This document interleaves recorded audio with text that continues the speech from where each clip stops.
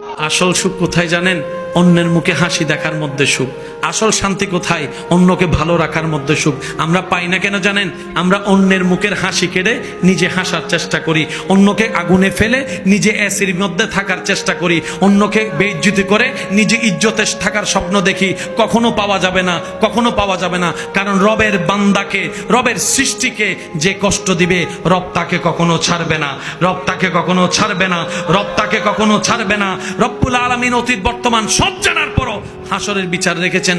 তার অন্যতম একটা কারণ হচ্ছে এই দুনিয়াতে যারা টাকার কারণে বিচার পায় নাই, সম্পদের কারণে বিচার পায় নাই, পাওয়ার না থাকার কারণে বিচার পায় নাই, সম্পদের জুলুমের কারণে অত্যাচারিত হয়েছে, বিচার পায় নাই। আল্লাহ সবাইকে হাসরে নিয়ে বলবে, বান্দা দুনিয়াতে তো টাকার কাছে তোর ন্যায় বিচার হেরে গেছিল, শক্তির সামনে তোর ন্যায় বিচার হেরে গেছিল, জনপাওয়ার না থাকার কারণে তোর পক্ষে কেউ কথা বলে নাই। ও বান্দা, হাসরে আনছি আমি, আল্লাহ আছি তোর পক্ষে, এবার আমি ন্যায় বিচার করেই দেখাবো। আল্লাহ আমাদের সবাইকে বুঝার তৌফিক দান করুক, আমিন।